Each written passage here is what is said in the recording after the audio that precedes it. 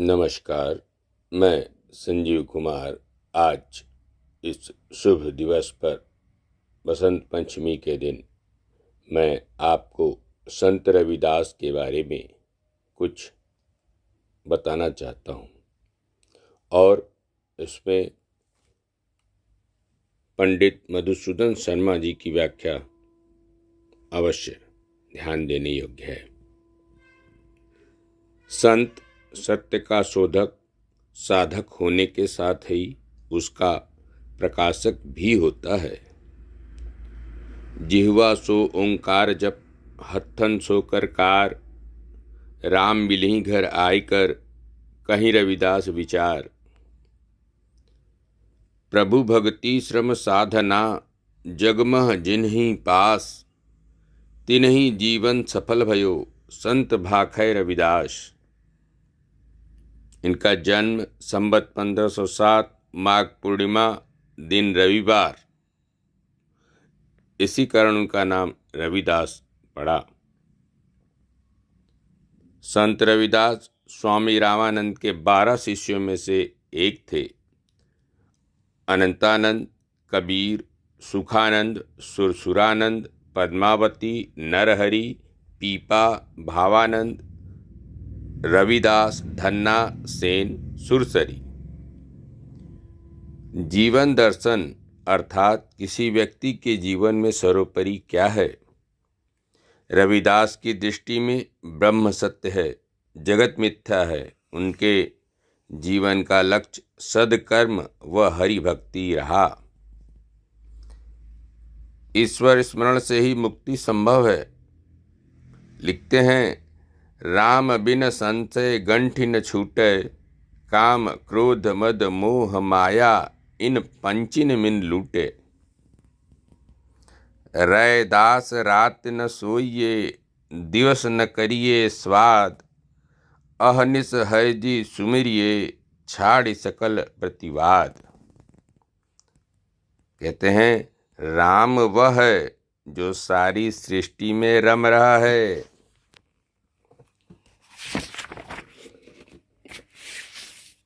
रैदास कहते हैं कि यदि मनुष्य इंद्रियों को वश में रखे तो उसे देवत्व की प्राप्ति हो सकती है। यदि सुख की कामना है तो मन को निष्कपट रखना चाहिए। जो बस राखे इंद्रियां सुख दुख समझ समान, सौ अमृत पद पाई गो कही रविदास बखान। रविदास ने संदल स्वामी से पूछा, महात्मन, जिस ईश्वर ने मुझे बनाया है उसका मुझे ज्ञान कराइए। संदल स्वामी बोले, बेटा, जिस दिन तुम स्वयं को जान जाओगे उस दिन ईश्वर को भी जान जाओगे। पुकारना तभी तक है जब तक मन राम में मिल नहीं जाता। राम में मन के मिलने पर कौन किसको पुकारेगा। जब तक आशा है या कुछ पाने का भाव विद्यमान है तभी तक भ्रम की स्थिति है।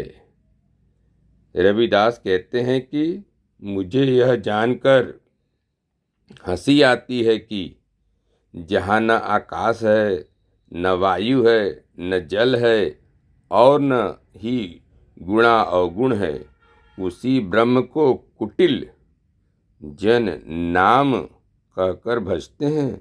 यह बात मैं सोच समझकर कह रहा हूँ। अखिल मिले नहीं कर कहीं, पंडित कोई न कह समझाए। अबरन बरन रूप नहीं जाके, काहल्यो लाई समाय। चंद सूर नहीं रति दिवस नहीं, धरनी आकाश नहीं भाई। कर्म अकर्म नहीं, शुभ अशुभ नहीं, का कहीं बड़ाई। शीत उष्ण बाई नहीं स्रवत, काम कुटिल नहीं होई। जोग न भोग रोग नहीं जाके, काहु नाव सती सोई। निरंजन निराकार निर्लेप ही, निर्विकार निराशी। काम कुटिल ही कही गावत, हर हर आवय हासी। गगन धूर धूसर नहीं जाके, पवन पूर नहीं पानी। गुण बिगुण कहत नहीं जाके, कहो तुम्हु बात सयानी। याही सु तुम जोग करत हो, जब लग आस की पासी। छूटे तब ही जब मिल एक ही, गणे रह दास उदासी।